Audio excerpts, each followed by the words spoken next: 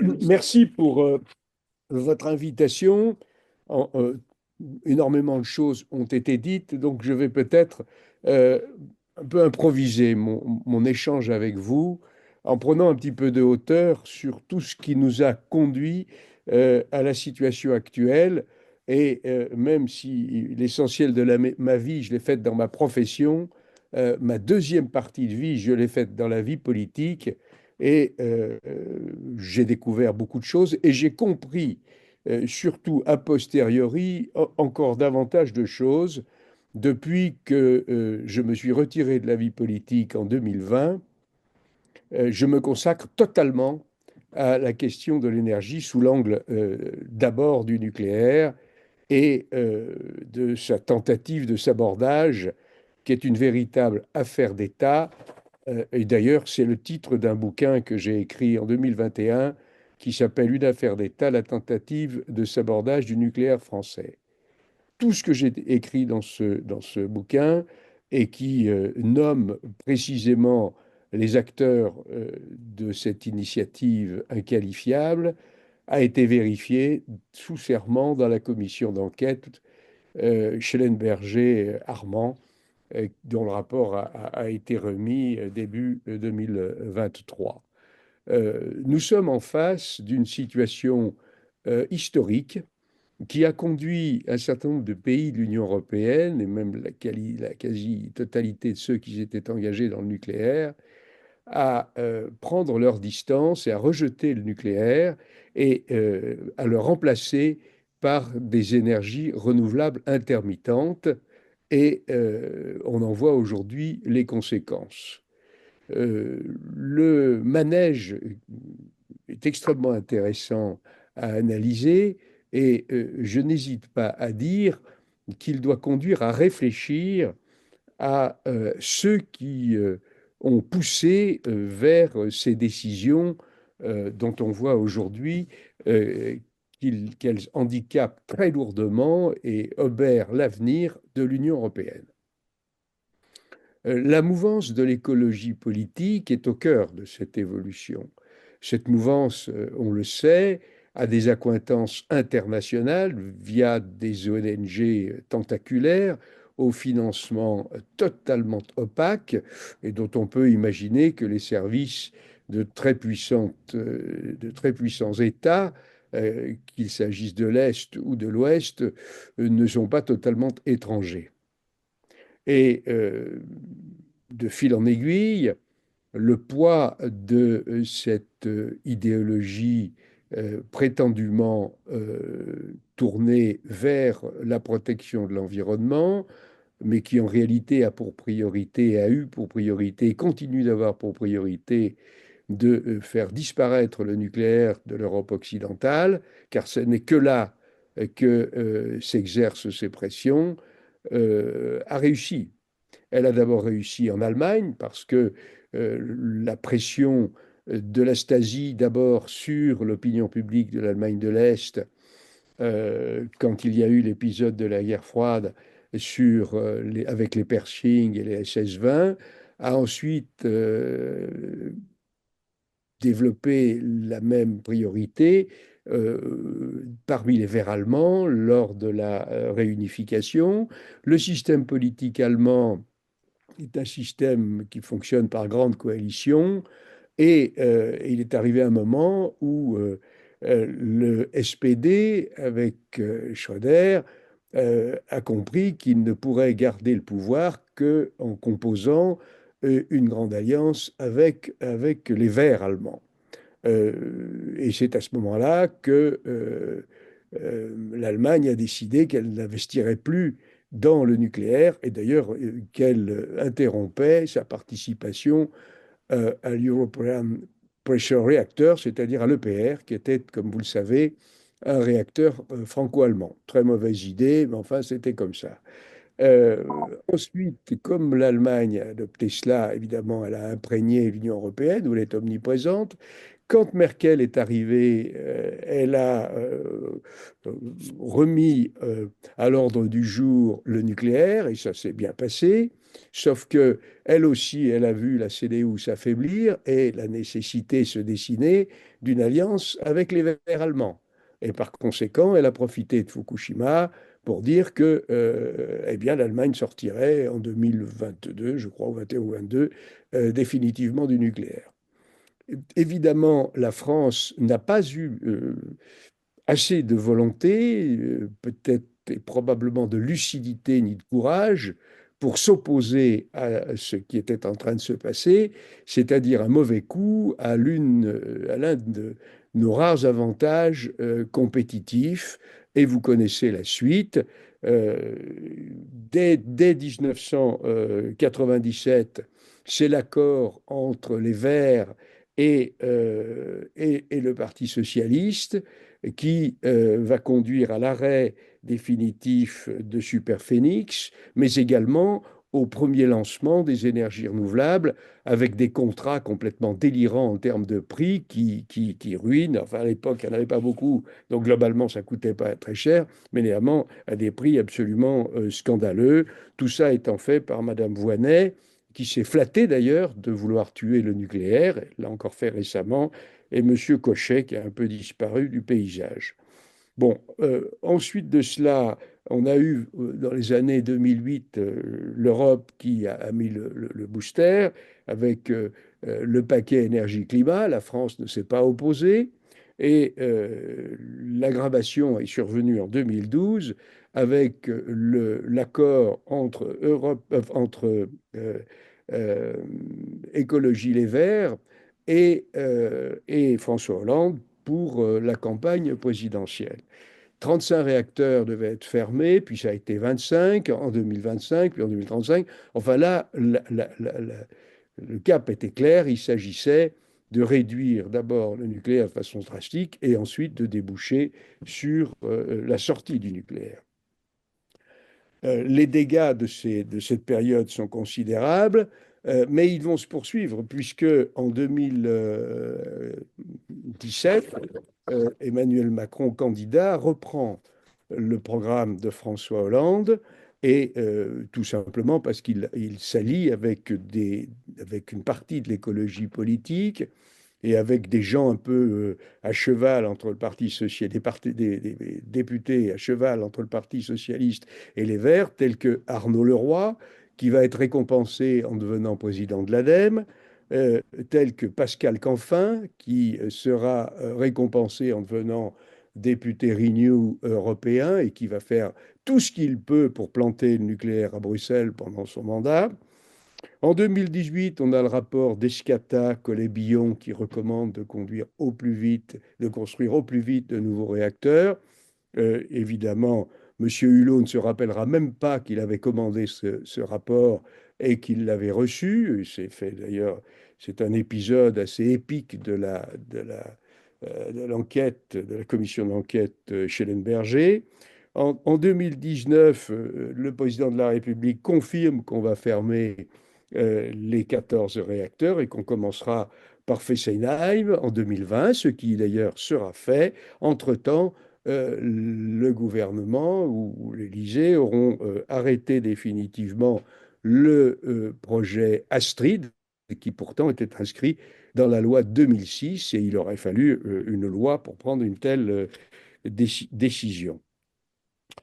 Euh, En suivant ce que tout à l'heure Nicolas Bourg nous a montré, toutes les étapes, je m'aperçois que PNC France, que j'ai créé en 2020, à la demande d'un certain nombre d'amis, et parce qu'à l'époque, malheureusement, mon épouse était gravement malade, j'avais beaucoup de temps, toutes les étapes, nous les avons accompagnées. Nous avons accompagné et rencontré tous les acteurs dont vous avez vu qu'ils ont marqué une certaine prise de conscience, déclencher des commissions d'enquête, conduit ces commissions d'enquête, rédigé des rapports, et nous avons coché à chaque fois toutes les cases. Ça a été un gros boulot, fait discrètement, avec évidemment un bénévolat total, comme vous vous l'imposez tous et toutes aujourd'hui, à la différence du lobby dont nous parlerons tout à l'heure, qui est largement rétribué, mais ça, personne ne pose de questions.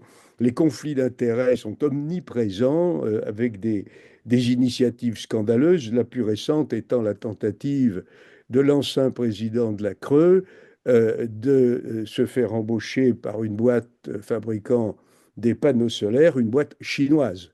Alors là, quand même, c'était tellement énorme que la commission d'éthique a dit oh, ça fait pas assez longtemps que M. Caranco a quitté la présidence de la Crue, où il avait effectué 2 mandats, où il a d'ailleurs multiplié les déclarations qui n'étaient pas toujours frappées au coin du bon sens, pour être indulgent. Le discours de Belfort intervient exactement 4 mois après que j'ai personnellement rencontré les 2 conseillers du président de la République sur l'énergie, deux personnalités de hautement qualifiées d'ailleurs, qu'on va qualifier de technocrates globalement. Et je leur ai dit qu'on allait à la catastrophe et que politiquement, évidemment, tout ça ne passerait pas par pertes et profits, ce qui est évidemment intéressant pour des gens qui s'intéressent personnellement à leur propre carrière. Bon, est-ce que nous avons pesé dans le contenu du discours de Belfort qui prolongeait l'idée que j'avais émise que la relance de l'aventure nucléaire serait un beau discours pour une campagne présidentielle? Je n'en sais rien, mais j'ai la conscience tranquille sur ce plan. Ce qu'il y a dans le discours de Belfort, et qui est très préoccupant, c'est que beaucoup n'ont vu que la relance de la filière, avec les 6 EPR2 plus les 8 suivants, mais en réalité, il y avait un discours extrêmement lourd sur un développement massif des énergies renouvelables, et nous y sommes. Et aujourd'hui, les conséquences, bon, de tout cela, nous allons y revenir dans quelques instants, sont assez lourdes. La commission Schellenberger a fait un excellent boulot, mais attention, elle ne condamne pas le développement des énergies renouvelables, et il va falloir faire attention au cours du débat à ce que diront les orateurs de ce qui reste de l'ex-majorité présidentielle. Euh, je vais un petit peu plus vite pour respecter le temps qui m'est imparti. Je ne partage pas l'avis sur la commission de la Haye qui a été émis tout à l'heure. La commission de la Haye dit clairement dans ses conclusions qu'il faut arrêter le développement à marche forcée des énergies renouvelables et faire glisser les objectifs en développement des énergies renouvelables, qui étaient de 2035 à 2050. Et donc, il y a clairement une prise de conscience et ce rapport est important. Nous avons été avec le CRME à l'initiative du colloque au Sénat qui véritablement fait bouger les choses. Ce colloque qui a été présidé par mon ami Stéphane Piednoir, qui n'est pas sénateur de la Loire-Atlantique, mais du Maine-et-Loire, et qui est président de l'OPEXT, et avec la participation de Vincent Delahaye, a fait bouger les lignes, car s'y est exprimé le haut-commissaire à l'énergie atomique, qui a démontré de façon éclatante que la PPE3 conduisait à condamner tout simplement notre parc nucléaire et qu'il faudrait l'arrêter complètement si on développait ce qui est inscrit dans la PPE3. Et donc, à la suite de cela, les sénateurs, 170 sénateurs, se sont mobilisés pour exiger que le Parlement ne soit pas complètement ignoré dans la démarche PPE3, d'où le débat qui va se tenir lundi à l'Assemblée, la semaine suivante au Sénat, et l'inscription de la proposition de loi Grémillet. Alors, la proposition de loi Grémillet qui a déjà été adoptée au Sénat, il y a quand même du solaire dedans. Il faudra regarder ça de plus près, mais elle mériterait d'être euh, euh, amendée. Alors, nous avons envoyé, PNC a envoyé au président de la République et aux ministres concernés par l'énergie, et un peu plus largement, un courrier avant-hier ou avant-avant-hier, je ne sais plus, qui résume absolument tout ce qui a été dit depuis ce matin, et qui, si vous voulez, je vous le passerai, vous pourrez le diffuser, Nicolas, euh, et qui débouche sur ce que PNC réclame depuis le début, c'est-à-dire que l'on commence à faire des études d'impact et que l'on actualise les données. évidemment, la loi de 2015, qui s'appelle la loi de transition énergétique pour et écologique pour la croissance verte, euh, contient des directives des dispositions, pardon, qui conduisent à réduire la part du nucléaire à 50% en 2050. Si on appliquait la PPE, nous y serions déjà à peu près, à peu de choses près, en 2035. Elle contenait également un plafonnement à 63 gigawatts du parc nucléaire. Ça a été enlevé par le Sénat lors de la loi d'accélération du nucléaire. Mais les 50% persistent. Et l'administration continue à courir comme un canard sans tête, ou en tout cas une tête qui est surtout constituée par des lobbies et de la pression, et essaye de pousser tant qu'elle peut pour développer de nouvelles puissances installées en matière de renouvelables. L'amendement Alfandéry est un amendement extrêmement important. Bon, j'ai appris qu'il risquait d'être modifié légèrement. C'est un peu dangereux parce que la réforme institutionnelle, constitutionnelle de 2008 fait que cet amendement a été adopté en commission, qu'il arrivera tel quel devant l'hémicycle, et si on le modifie, il y aura de nouveaux votes dessus. Donc, je ne suis pas certain que vouloir faire mieux aboutisse au bon atterrissage. Espérons. Sur la souveraineté que le gouvernement entend mettre en avant, bon, j'espère que l'on arrivera à montrer que lors du débat, c'est complètement illusoire de dire la souveraineté. La France a une spécificité beaucoup plus forte que tous les autres États membres, c'est-à-dire que sa souveraineté, ben, elle repose sur l'hydraulique et le nucléaire. Et qu'il faudrait, en réalité, quelques centrales à gaz pour couvrir les pointes afin d'être tout à fait autonome. Bon, il y a un tabou sur la construction de quelques centrales à gaz, et pourtant, la France a fermé 12 gigawatts de puissance pilotable, fossile et nucléaire, qui nous manquent. Et donc, si nous exportons de l'électricité décarbonée, que nous nous flattons de décarboner l'électricité allemande, nous le faisons à bas prix. Et comme on en exporte beaucoup, ben, ça fait une somme globale importante, mais c'est à bas prix.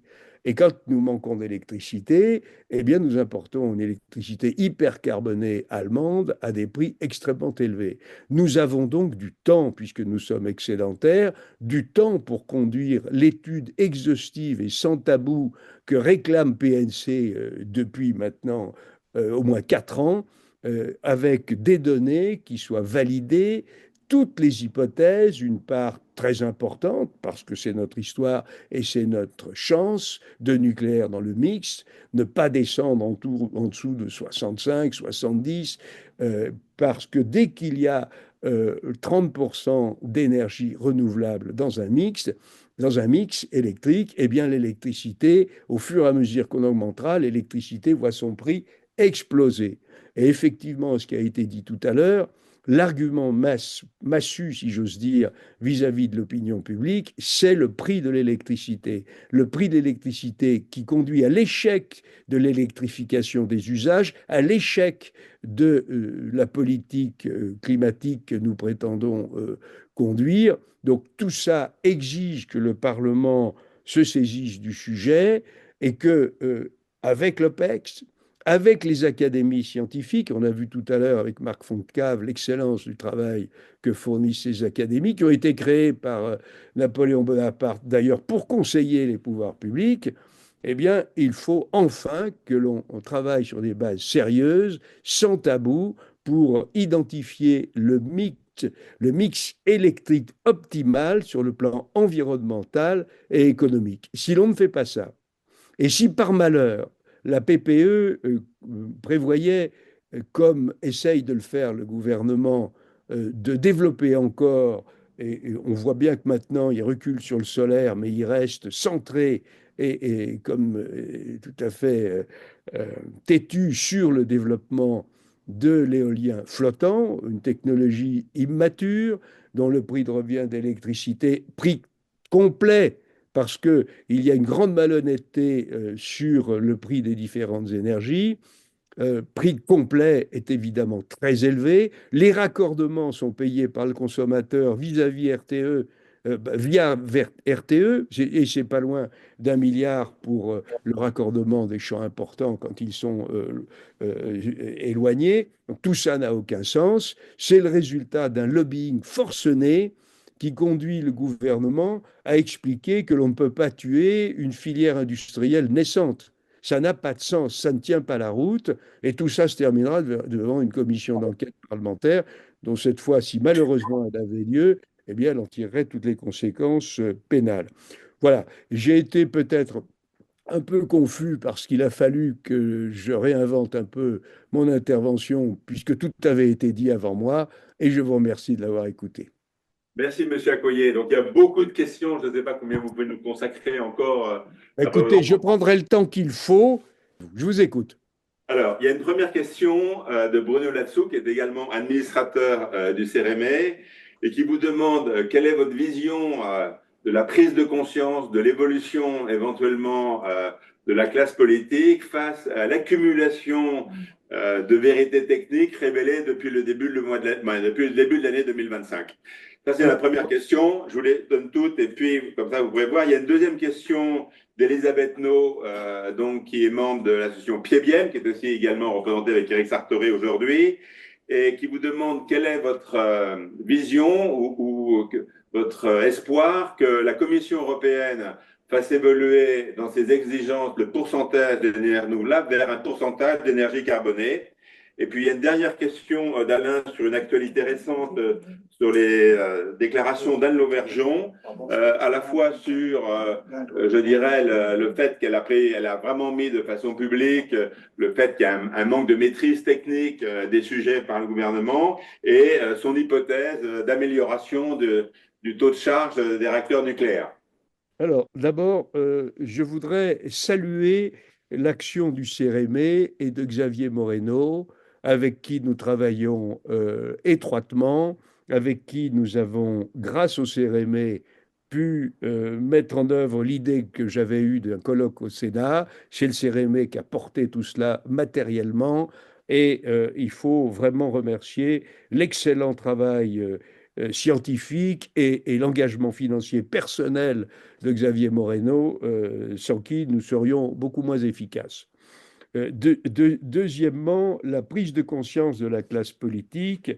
Euh, D'abord, c'est un sujet qui est compliqué, l'énergie, et il y a peu de parlementaires qui connaissent la question énergétique. Lorsque j'étais élu, nous avions dans les deux assemblées quelques spécialistes pointus dont on respectait la parole, à qui on donnait le rôle de porte-parole dans les différents groupes. On peut se souvenir notamment du député socialiste Christian Bataille, qui connaissait très bien ça. Il y a une loi d'ailleurs qui a été votée qui porte son nom.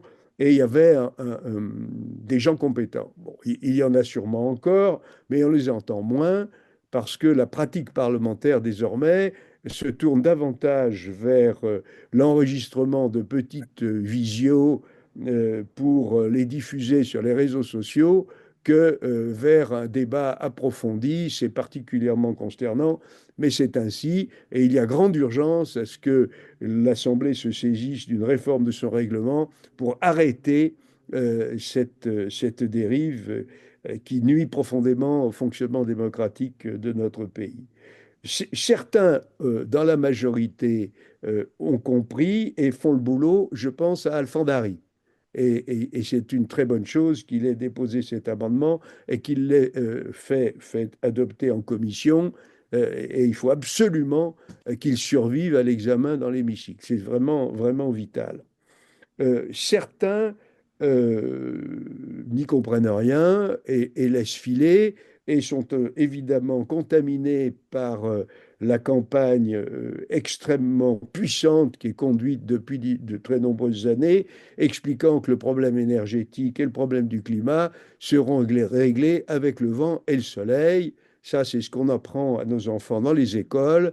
c'est la couverture des livres de sciences et des technologies scolaires, et c'est absolument désolant, surtout quand en plus les sociologues de renom viennent expliquer leur vision déconstructive du monde dans les écoles d'ingénieurs. Bon, ça, c'est la prise de conscience. Enfin, la technocratie. Eh bien, la technocratie, elle est parfois carriériste ou elle peut être influencée. Et les deux peuvent aller ensemble. Les allers-retours entre les cabinets ministériels et les syndicats pro-énergie renouvelable sont innombrables. Les conflits d'intérêts sont évidemment peut-être possibles, je ne veux pas me mouiller davantage, mais enfin, vous êtes suffisamment intelligent pour comprendre ce qui peut se passer. En tout cas, si on veut retrouver un job dans une boîte qui fait dans les énergies renouvelables, c'est mieux de pas trop les planter quand on est au cabinet d'un ministre ou quand on est dans l'administration. Donc ça, c'est extrêmement consternant. Le discours qui prévaut, je l'ai entendu tout à l'heure, je pense que beaucoup ont compris qu'on se plantait, mais on ne peut pas changer, c'est trop tard, on est parti. Il y a des boîtes qui fabriquent des plateformes pour l'éolien flottant. C'est une branche où la France va rayonner, ça va se terminer comme le plan calcul, et tout ça terminera chez les Chinois qui sont déjà largement implantés et qui ont un marché intérieur et une maîtrise technologique, industrielle, un coût de la main-d'œuvre. Bref, ils ont tout, y compris les matières premières, pour maîtriser le marché de l'éolien flottant quand il sera mature, ce qui n'est pas le cas aujourd'hui, comme ils l'ont fait pour les éoliennes et surtout comme ils l'ont fait avec les panneaux solaires. Donc le débat de lundi, c'est un débat au titre de l'article 40 alinéa 1 de la Constitution. Il n'y aura pas de vote. Je crains parce que c'est un lundi qu'il n'y ait pas beaucoup de parlementaires et que ça ne serve pas à grand-chose et que le gouvernement ne retienne que ce qu'il aura téléphoné aux quelques députés qui lui déroulent le tapis complaisamment pour expliquer que bah, la souveraineté exige que l'on développe une filière dont on n'a pas besoin. Bon, je force un peu le trait, mais je crains que ce soit ce qui se passe. La Commission européenne, deuxième question, va-t-elle faire évoluer sa vision de la composition du mix électrique? Alors là, je vais être assez dur. La Commission européenne a déployé tout ce qu'elle peut pour planter le nucléaire, tout ce qu'elle peut, et elle continue. Madame Ursula von der Leyen suit la volonté de son pays, c'est-à-dire l'Allemagne, qui ne se convertit pas et ne revient pas vers le nucléaire, contrairement à ce que certains ont dit. On n'en est pas là, et si jamais il revenait, ça mettrait fort longtemps. Par contre, elle s'est entourée de M. Lambert, conseiller spécial, qui est violemment antinucléaire. Mais par contre, il y a le commissaire suédois qui est violemment antinucléaire et qui est chargé de l'énergie, Jorgensen. Il y a la commissaire espagnole, Ribera, qui est chargée de la transition douce et juste, ou je ne sais quoi, qui est violemment antinucléaire. Et tout ce qui sort de la Commission aujourd'hui nous est défavorable sur le plan nucléaire. Et il faut que les Français, notre représentation à Bruxelles, se remue. Ils sont payés pour ça. Et les Français doivent attendre d'eux qu'ils défendent nos intérêts. Enfin, sur le bouquin d'Anne Lauvergeon, je ne l'ai pas lu, donc je ne peux pas me prononcer. Je ne suis pas certain que le conflit entre Madame Lauvergeon, qui était une nomination un peu politique, et Monsieur Proglio à la tête d'EDF ait été très profitable pour notre filière, mais je m'en tiendrai là.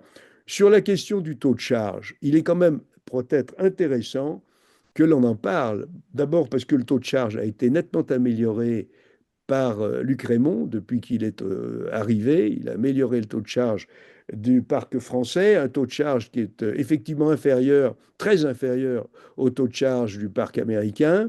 Pourquoi? Parce que on a mis tellement de contraintes de tous côtés. L'administration, poussée par le lobby antinucléaire, a compliqué, alourdi les procédures, mis tellement de règles de sûreté que, ma foi, ça devient un handicap important. Mais ce qui est intéressant, ce serait de parler du taux de charge des énergies renouvelables. 13% pour le solaire, 20% pour l'éolien terrestre et au mieux un petit 40% pour l'éolien en mer.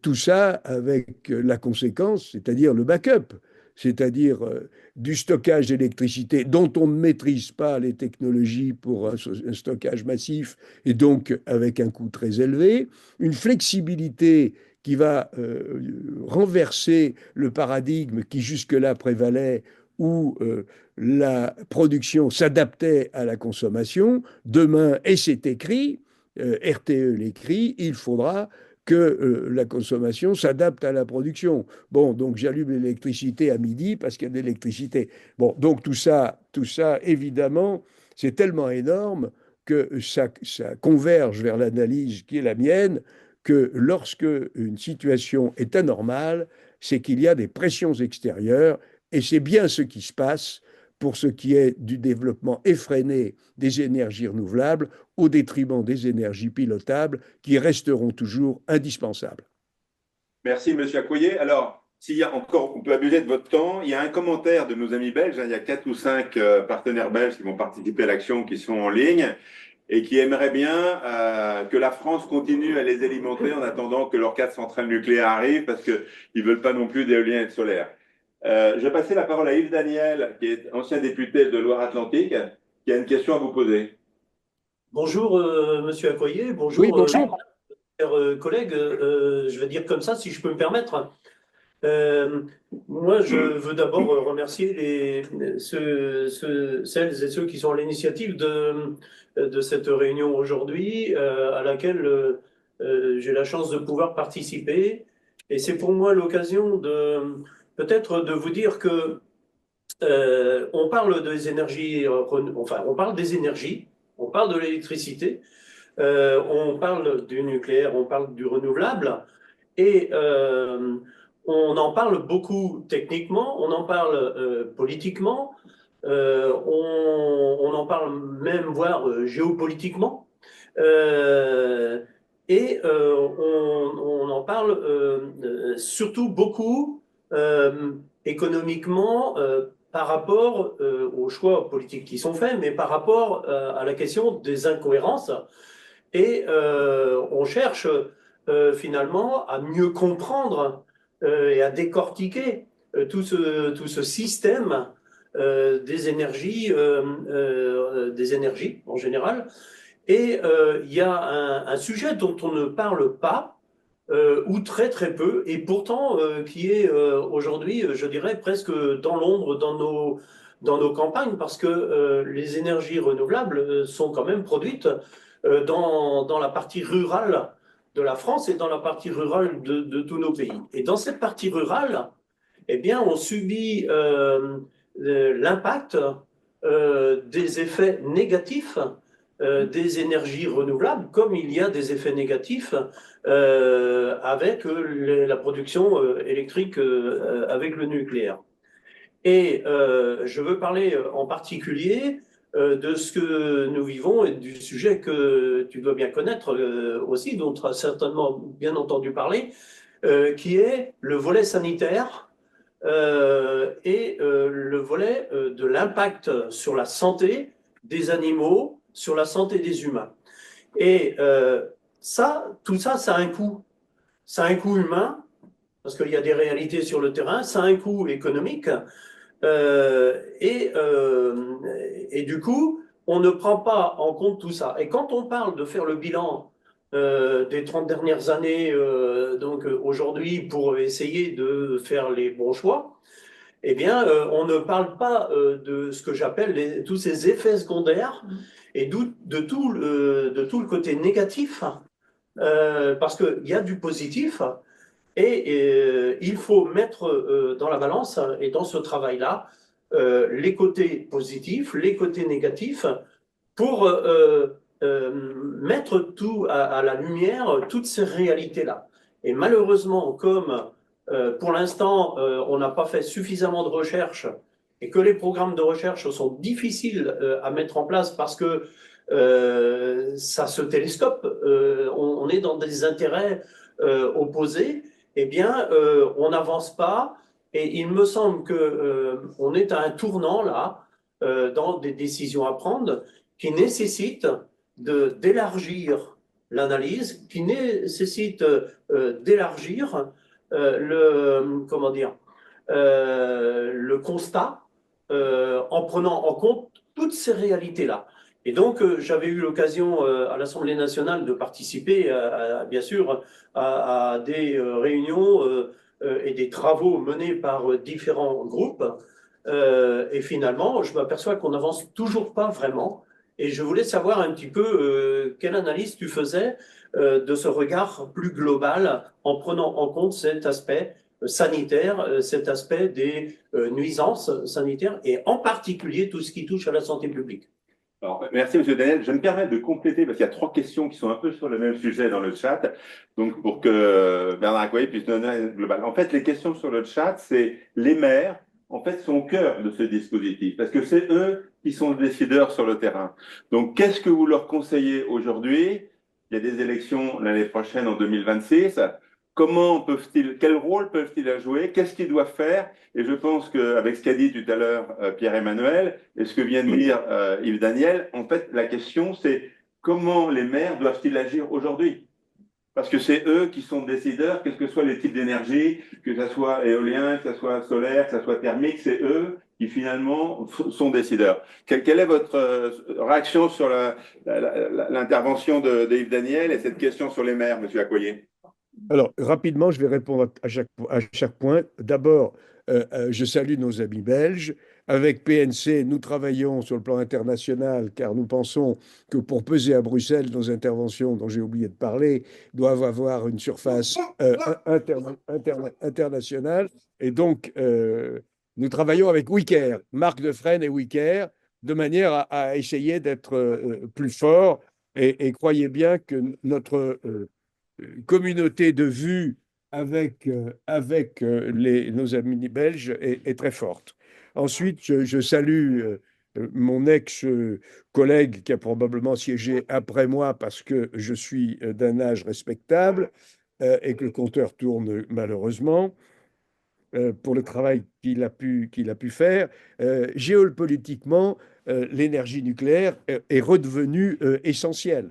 La France ne peut pas se retirer du cercle extrêmement restreint des États qui maîtrisent la filière nucléaire à tous les étages. Il y a certes les États-Unis, mais qui n'ont plus construit de gros réacteurs depuis très longtemps, comme nous. Et d'ailleurs, cette perte de savoir-faire est évaluée par Lionel Takoun à 50 milliards, ce qui explique pourquoi les premiers réacteurs coûteront plus cher. C'est un choix de souveraineté essentiel. Il y a 65 réacteurs en construction dans le monde. La moitié pratiquement est construite par les Chinois, l'autre par les Russes. Donc les États-Unis, la Russie, la Chine, la Corée du Sud et la France. Donc la France et l'Europe ne peuvent pas se retirer de cela. J'ajoute que le discours sur la ressource en uranium serait maîtrisé et sera maîtrisé un jour. Espérons que la France sera toujours là avec les réacteurs de quatrième génération. C'était Super Phénix que l'écologie politique et Madame Voynet ont tué en 1998, une technologie qui utilise comme combustible les déchets des réacteurs des générations précédentes, le nucléaire durable, évidemment la bête noire que l'écologie politique et nos amis internationaux voulaient absolument tuer. Ils y sont arrivés. Les incohérences, oui, bien sûr, chers collègues, elles sont innombrables. Et comment s'explique une incohérence? Par des influences extérieures. On ne respecte plus les données scientifiques, les règles du jeu parce qu'on est sous pression. Ensuite, oui, les énergies renouvelables intermittentes sont produites dans les territoires marins ou bien dans les territoires ruraux. Et tu as insisté sur le volet sanitaire. Bon, je pense qu'il y a déjà un volet sanitaire qui est considérable et qui est négligé, qui est le facteur psychologique.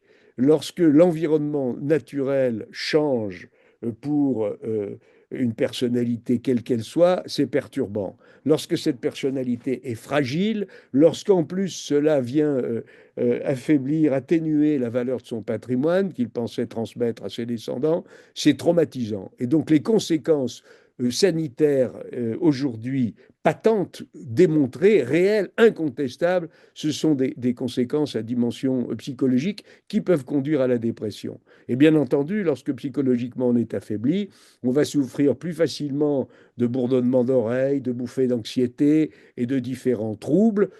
Après, il y a les infrasons, les vibrations.